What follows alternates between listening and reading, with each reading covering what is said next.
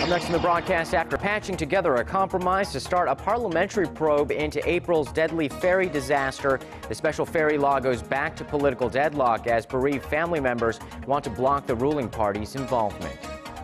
The fighting rages on in Iraq against Islamic militants as the group releases a video allegedly showing the beheading of a U.S. journalist who went missing almost 2 years ago. And a spike in reports of military abuses has prompted the Army Chief of Staff to launch dozens of new probes to root out violence in the barracks. Primetime News begins now.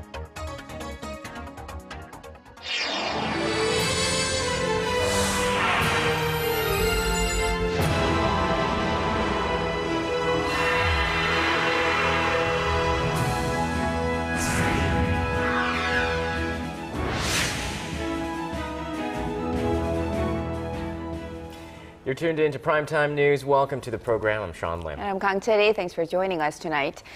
Bereaved families of the April ferry disaster victims are meeting as we speak to discuss whether to accept the Sewol-ho ferry bill long negotiated by rival parties. The main opposition party's interim leader, Park Young-sun, says renegotiations are unlikely to be pushed further. Here's our Myung-kil with more. Bereaved families of the April ferry sinking, which took the lives of more than 300 people, are holding a meeting on this Wednesday on whether or not to oppose the compromise Sewol-ho ferry bill.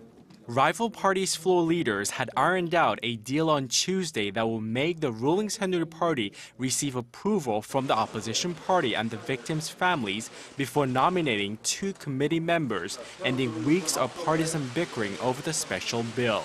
But families of the victims killed in the ferry sinking demanded an overhaul of Tuesday's agreement, saying the compromised version of the bill would not guarantee a sufficiently thorough probe into the accident. Families have demanded a new version of the drafted bill. The ruling party has said further negotiations were out of the question, and the opposition party is trying to persuade the families to support the renegotiated bill. The current political deadlock is preventing the passage of thousands of other bills as opposition lawmakers refuse to hold a plenary session unless a Sewol-ho ferry bill is passed first. Some of the key bills include amendments to existing safety regulations and a series of economic bills and resolutions denouncing the Japanese government for its reinterpretation of the 1993 Kono Statement. The parties are hoping to agree on some kind of accommodation with the families within this month. The National Assembly's next extraordinary session begins this Friday. Myung-kil, Arirang News. The recent string of bullying incidents in the Korean military has unleashed many other victims to come forward. And with a sharp spike in new cases under investigation, the Army's Chief of Staff has vowed to crack down on the barrack violence that he views as akin to treason. Our Kim Hyun-bin reports. Investigations are underway into dozens of newly reported cases of sexual harassment and physical abuse at military barracks around the country, in the wake of a series of similar cases that have left the nation shaken, including the death of an Army private who was beaten to death by his superiors in April. More cases are coming to light. Army Chief of Staff General Kim Yo-han likened violence in the barracks to treason and said operations to root it out would soon begin. The general says strong measures would be taken, including the dismantling of units that failed to improve their situations. According to an Army official, a total of 758 cases were reported through military hotlines this month alone. That's an increase of 26% compared to the previous month. 3 cases in the eastern border town of Hwacheon are among those under investigation. Suspects there allegedly sexually molested 7 of their subordinates numerous times during April and May. In a different incident, an Army corporal is suspected of beating 2 of his subordinates and stuffing flies into their mouths. Most of the suspects defended their actions, saying they did it for fun or as an expression of friendliness. To better prevent such incidents, the Army has decided to strengthen military education and boost patrol and inspections in all units throughout the country. All able-bodied men are subject to 2 years of mandatory military service in South Korea. There are currently over 650,000 active servicemen in the country. Kim Hyun-bin, Arirang News. Historical differences have driven a sizable wedge between Korea and Japan. President Park Geun-hye has yet to sit down for summit talks with Japanese Prime Minister Shinzo Abe that is in a bilateral framework. A Korean diplomat says bilateral relations will likely remain at a standstill unless Japan owns up to its past wrongs. Our Foreign Ministry correspondent Hwang Sung-hee reports. South Korean ambassador to the United States An Ho-young says it's basic common sense that Japan should apologize for its wartime atrocities before bilateral summit talks occur between the nation's leaders. In a keynote speech at a seminar in Washington on Tuesday, An said Seoul would elevate its relations with Tokyo only when it's ready to acknowledge the past as it is. The diplomat said such action was necessary to ensure that a summit between the two leaders leads to improved ties. Relations between Korea and Japan have hit a new low in recent years as the Abe administration continues to distort historical facts. President Park Geun-hye refuses to sit down with their Japanese counterpart until he apologizes for Japan's sexual enslavement of Korean women in early 20th century. The two leaders have not held a bilateral summit since either took office. Japan understands that settling the sexual slavery issue is key to cooling tensions with Korea, according to a senior foreign ministry official in Seoul. He told reporters Tuesday that the Korean and Japanese foreign ministers agreed in Myanmar earlier this month on the need for progress in their monthly high-level talks aimed at resolving the sex slavery issue. As for the past 3 rounds of talks that were held, the senior diplomat made clear that it's too early to talk about whether any progress is being made. Hwang Sung-hee, Arirang News. North Korea continues to blast the ongoing joint military drills between Seoul and Washington, saying that peace on the Korean peninsula is necessary for economic development. The North's official news agency on Wednesday denounced the Ulchi Freedom Guardian drills as an unacceptable provocation that threatens its sovereignty and dignity. It added the recent firing was an act of self-defense against what it believes are threats from the United States and South Korea, warning of unpredictable responses if they continue. A new survey suggests that Korea's new economic policy team is right to worry about a potential long-term slump and that the team is moving in the right direction with its fiscal stimulus measures. Our Hwang Jie tells us more. The new economic team led by Finance Minister Choi Kyung-hwan has received a passing grade for boosting the domestic economy, at least according to the 37 economic experts recently surveyed by the Federation of Korean Industries.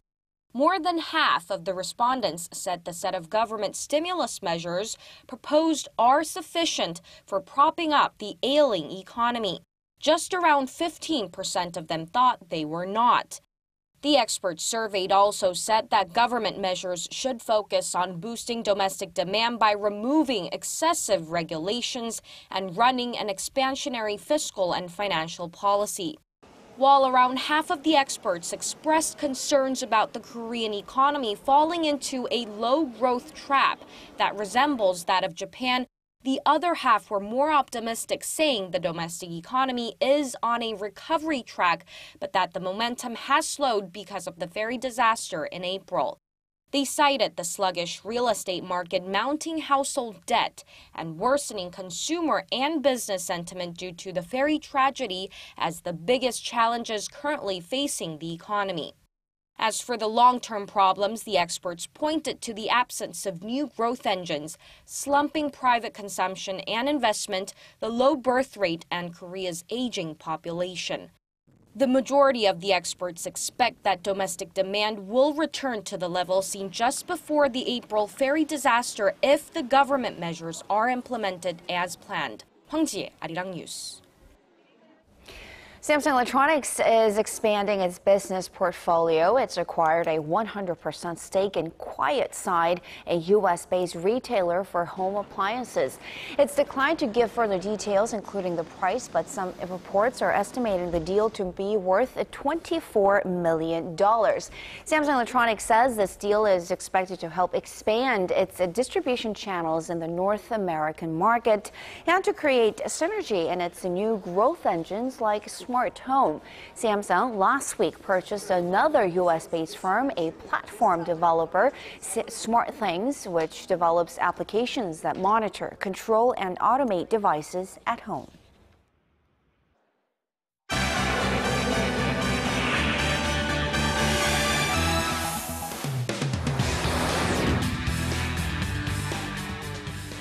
Islamic State militants have released a video allegedly showing the beheading of a U.S. journalist, James Foley, who went missing in Syria nearly 2 years ago. With more, we turn to Paul Yee at the News Center. Paul, the shocking video, if true, is said to be a revenge killing in response to ongoing U.S. military action against IS militants in Iraq. Well, the message was very clear. Before being brutally murdered, the man thought to be Foley, apparently coerced by his captors, blames the U.S. government for his impending death. The video's authenticity has not yet been verified, but it is sparking concerns that another journalist captured could also be next. Our Connie Lee has more. In a video released Tuesday by the Islamic State militants, it purportedly shows U.S. independent journalist James Foley being beheaded. The 39-year-old is seen wearing orange and on his knees, next to a gunman dressed in all black. The video, titled A Message to America, first starts off with a speech by President Barack Obama announcing that the U.S. military will begin targeted airstrikes in Iraq against the Islamic State, otherwise known as ISIS. The ordered airstrikes in the country was to help the Iraqi security force take on the militants who were gaining ground and killing thousands. The video then shows Foley reciting a statement, presumably forced by his captors, that his real killer is America. Soon after, Foley is killed. The video continues, showing another U.S. journalist named Steven Sotloff, with the gunmen threatening to kill him too, saying that the life of this American citizen depends on the actions of President Obama. The authenticity of the video is currently being verified. A spokesperson for the White House National Security Council released a statement saying that the U.S. intelligence community is working as quickly as possible to determine the authenticity of the video. If genuine, we are appalled by the brutal murder of an innocent American journalist, and we express our deepest condolences to his family and friends. Foley has been reporting in the Middle East for the past 5 years until he disappeared while in northwest Syria back in November 2012. Connie Lee, Arirang News. And moving on to the Ebola outbreak in West Africa, Liberia, the worst hit country, has imposed a nationwide curfew to help prevent the spread of the deadly virus. President Ellen Johnson Sirleaf declared the overnight curfew on Tuesday and ordered security forces to quarantine areas in the capital Monrovia, including the West Point slum, which is home to at least 50,000 people. The new measures come as 3 infected healthcare workers in Liberia are reported to be showing signs of improvement after taking the experimental drug ZMapp. Latest figures from the WHO show the overall death toll across Liberia, Guinea, Sierra Leone, and Nigeria has now surpassed the 1,200 mark. And turning now to Brazil, where official campaigning for the upcoming presidential election has kicked off, with all eyes on running mate of the late candidate Alberto Campos, who died in a plane crash last week. Marina Silva is widely expected to be nominated to replace Campos on the Socialist Party's ticket as early as Wednesday. According to a poll released on Monday, Silva's entry into the presidential race will likely force a second-round runoff after she experienced a surge in support from voters. Marina Silva didn't just inherit Eduardo's votes, but she also managed to gain among undecided voters and even a bit in relation to Dilma Rousseff. But what is most revealing is Marina is beating Dilma in the second round. Voters will still have some time to mull over the 3 main candidates, as Brazil's general elections will be held on October 5th.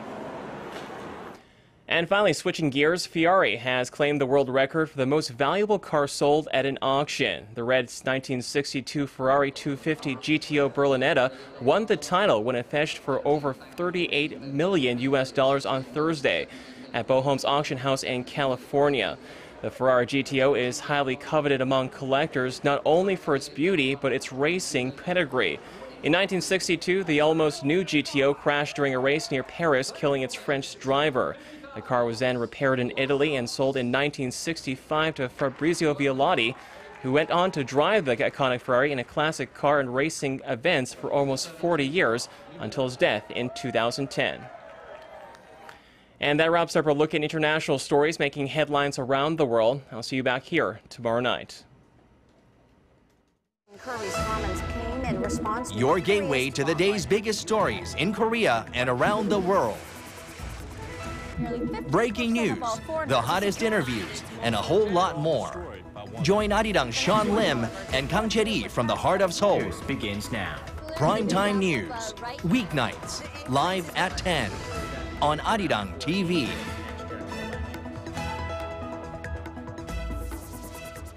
Renowned film director Luc Besson, known for his wide breadth of works like The Big Blue and The Fifth Element, has returned to the limelight with his latest feature, Lucy. And he stopped here in Seoul on a promotional tour where he paid special attention to one of the movie's stars, Korean actor Chae Min-sik, who through the film makes his Hollywood debut. Our Shin Se-min has more. Manipulating time and controlling people. According to Luc Besson's latest film, Lucy, if humans were able to use 100% of their cerebral cognitive powers, they'd all have such super abilities.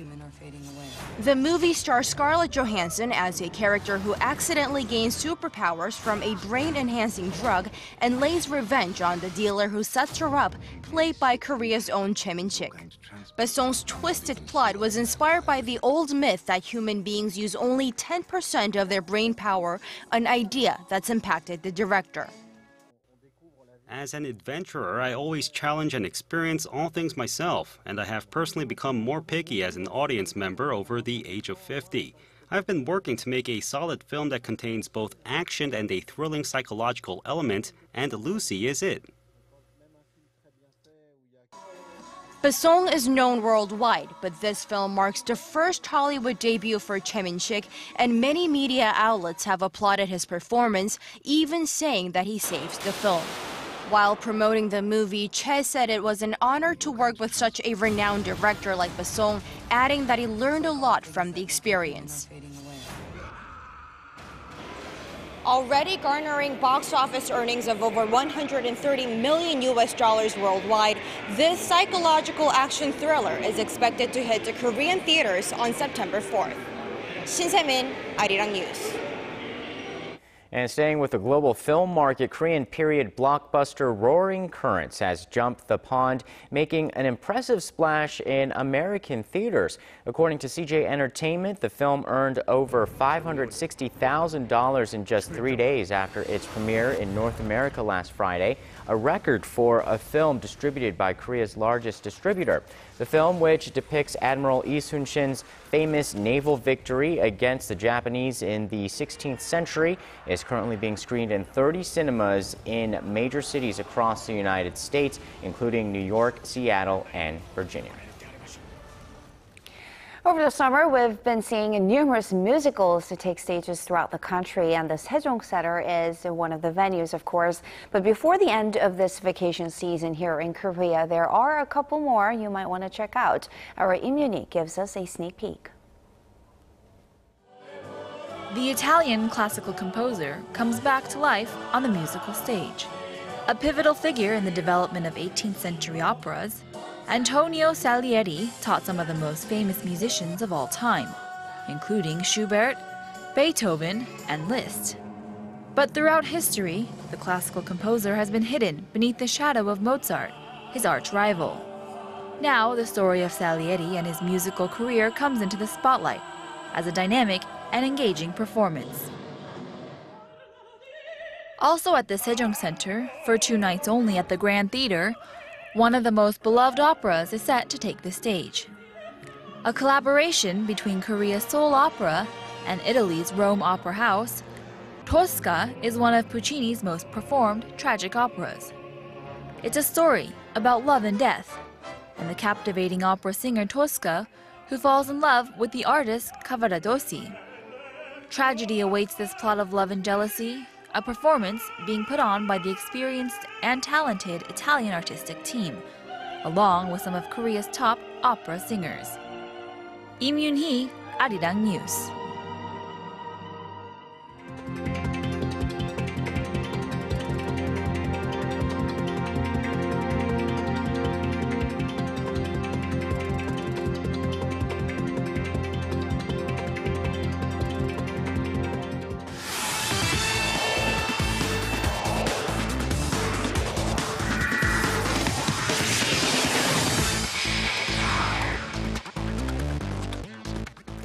Hello and welcome. It's time for sports, and it's been a little while, but it's good to be back here on the podium, if you can call it that. And speaking of that, South Korea's Asian Games athletes have vowed to reach the winner's podium as much as possible. And speaking at a joint press conference, the athlete representatives said they badly wanted to win and give hope to the nation, which is still dealing with a lagging economy and a tragic ferry accident 4 months ago. But with about a month left, the South Korean athletes said they're training day and night with gold in their sights. So, including our own, about 10,000 athletes from across Asia will be battling in Incheon next month at the 17th Asiad. Song Ji-sun tells us what to expect, as well as how many medals Team Korea is aiming for.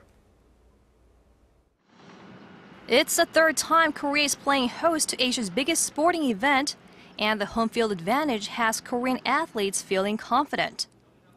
The team's goal is to earn at least 90 gold medals and place second overall after China. The Korean baseball team, which has won the Asian Games a total of 3 times, including 4 years ago in Gwangju, is considered a favorite. Gold, gold, gold is the only word on our minds. But we're keeping a close eye on Japan, Taiwan, and China, as they have improved over the past few years as well. A total of 439 golds in 36 sports will be up for grabs at this international event, during which nearly 10,000 athletes from 45 different countries will compete. 150 of the participants will come from North Korea. A delegation from the North Olympic Committee is currently in the South to participate in the group draws on Thursday for 10 different sports, including basketball, volleyball, and football. North Korea has placed first in women's football twice before and are the favorites to win in Incheon. Team North Korea's goal overall is finishing in the top 10, something they've accomplished when the games were held in the South Korean port city of Busan 12 years ago. Song Ji-sun, Arirang News. And moving on to Wednesday's KBO matchup, also taking place in Incheon, the SK Wyverns hosted the Tusan Bears. Now it's the Wyverns' Choi Byung-yong taking on the Bears' Chung Dae-hyun.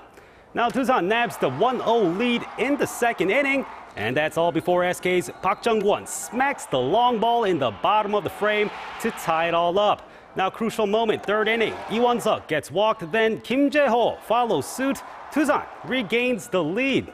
But in the sixth, SK rallies with 2 runs to tie it all up again. But in the end, it's SK who breaks the tie to win 6-3. And looking at the other games, Nexon beats LG 5-2. And meanwhile, Hanwha and Lotte and Samsung and Kia got their games rained out.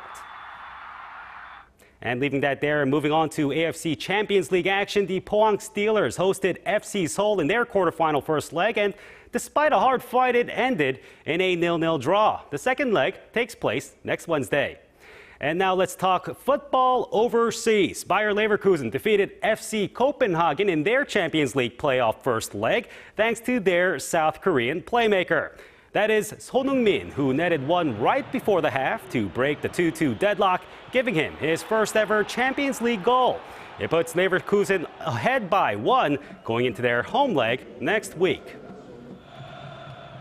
And more football, this time over in Spain. It's the Madrid derby for the Spanish Super Cup. Now with La Liga kicking off in a couple of days, league champions Atletico Madrid and Copa del Rey winners Real Madrid faced off in their first leg, tying 1-1. Real's biggest summer signing, James Rodriguez, scored in his debut, but Atletico's Raul Garcia flicked home the late equalizer for the Stunner. They meet for their second leg on Friday. And that wraps it up from the sports world. This has been Stephen Shea. Your weather update is up next.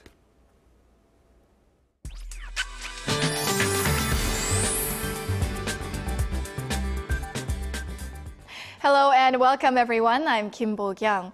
This week has been packed with days of rain and more is in store. Heavy rainfall advisories have been issued for Jeju as well as parts of Jeollanam-do, Gyeongsang-nam-do province as well as Busan. Central regions and southern coastal regions are looking at over 200 millimeters of precipitation, while other parts of the country could get up to 150 millimeters, so please be extra careful on the roads. At the moment, those down south are getting heavy downpours while we are seeing cloudy skies here in Seoul.